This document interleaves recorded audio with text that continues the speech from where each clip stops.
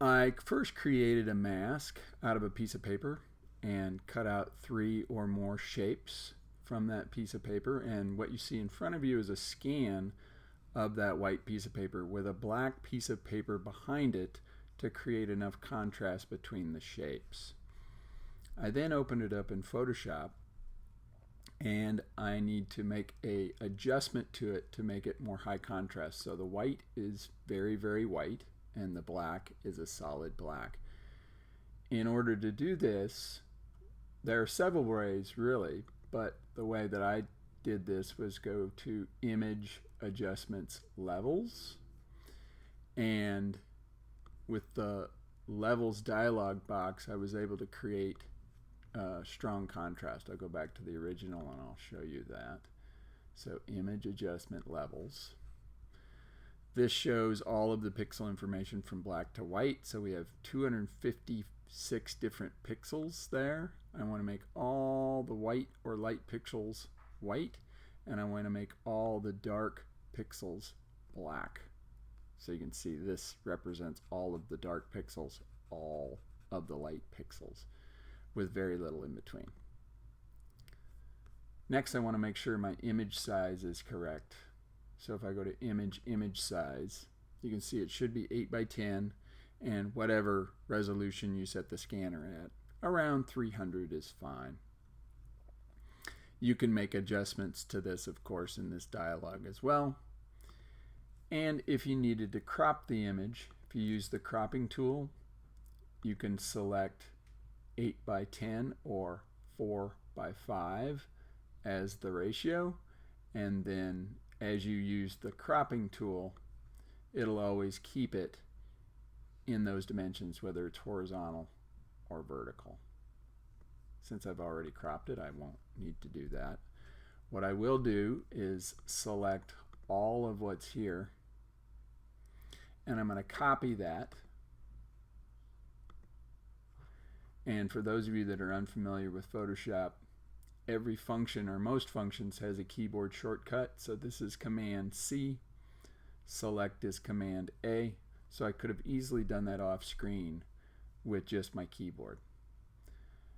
Now that it's selected, I'll go in and paste that onto my image in a second layer. So you want your layers panel open.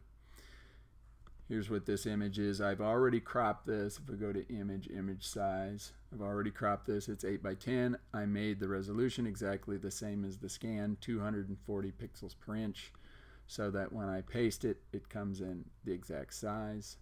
This is just a rendering, an ink rendering that I've found. So I want to select this layer first, make sure that layer is highlighted. And then if I go to the channels palette, I can make that a selection by simply dragging that channel to the little circle with dots or dashes, and now it's selected. In fact, what is selected is all of the white. You can't see here. Let me see if I can choose another tool. There you go. You can see the marching ants around the outside. That means the white part is selected. Okay. If I go back now to layers, and I instead go on to the background layer and turn this layer off, now those shapes are selected. What I'm going to do is make a copy of this background layer first, so I can work on it. Okay. Next, we'll go to Edit, Fill, and in the drop down, we want to select Content Aware. I'll click OK. And what it's doing is changing what I've selected. It thinks I want to replace it with something else, and so what it replaces it with is more of what I don't have selected. So that's one version of this. If I turn this off, I make another copy of the background. I turn the other copy's off. I have this selected. I want to do an inverse. This time I want to have just the shapes. So instead of having the white selected, I want to have the black selected. So I'm going to go select inverse, and now just the black shapes are selected. And as I make sure I'm on this layer again, it should be highlighted. We'll do the same. We'll go to Edit, Fill, Content Aware.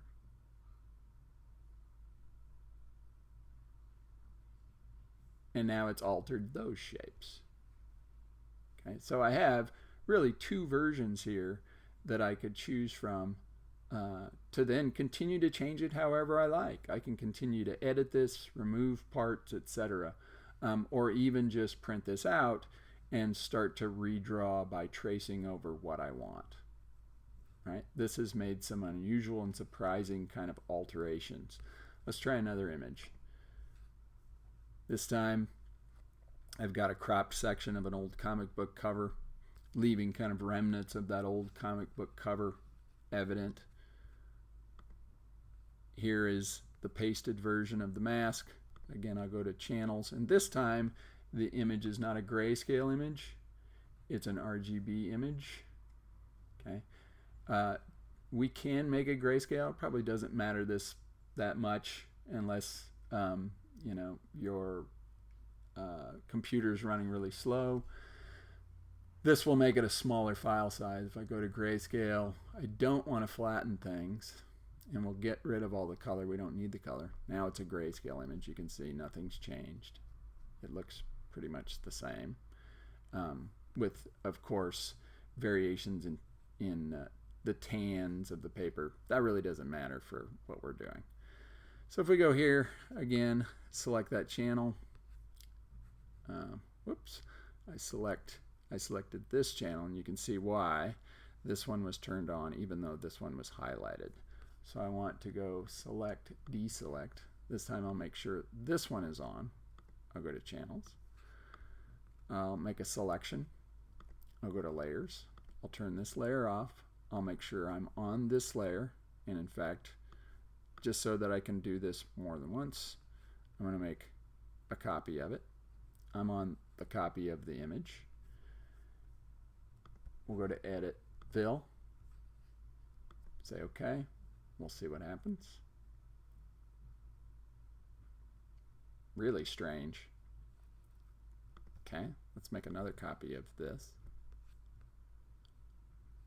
Okay, this time I will again invert the selection so that what is selected is the black, not the white. So I go to Select, Inverse. Turn this back off. I only turn this layer on so you can see what's happening to the selection. You don't need to do that.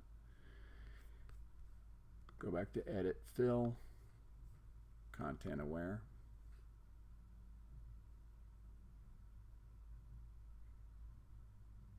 And you can see again how the image has changed. It's replacing those selected parts with other parts of the image. It's like it's sampling it. It's trying to figure out what do I replace those things with. It can only replace it with what is left. Right? One last time. Here I've got a crop of a Dur print. Here you can see the whole image. There's the whole image. All right. And now I'm going to edit, paste. Okay, now this time it's a vertical, not a horizontal, so I need to rearrange this. I can do it a couple of ways. I can grab this tool, and you can see what happens to the cursor on the corner. Here it wants to stretch it. As I move it outside that, here it wants to turn it. Right, so I can turn it. I can also go to Edit, Transform, and rotate this clockwise, right? And then we can move it into place. See, it's maybe a little bit small, so I can also change the scale of it. stretch it just a little bit. There we go. Now I need to hit the return key to accept those changes. Okay. Into channels here again, we've got an RGB image. It just makes it a larger file size at this point. It is a 13.2 megabyte or 26.4 megabyte file. If I go to image mode again, grayscale, don't flatten, discard the color. Okay. Now it's a 4.4 or 8.8 megabyte file. Still looks pretty much the same for our purposes. So again, I'll go to channels and select, go back to layers, turn this layer off, go on to the background layer, create a copy of it, edit, fill with content aware. And you can see it dramatically changes the image again because there's very little left of the original. It's just these few black shapes that are the only parts that are left.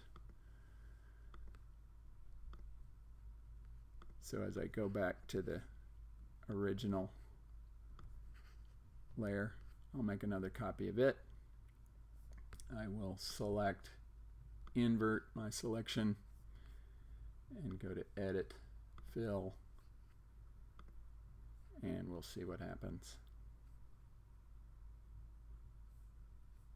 And now we've got other parts that have been rearranged and re-altered.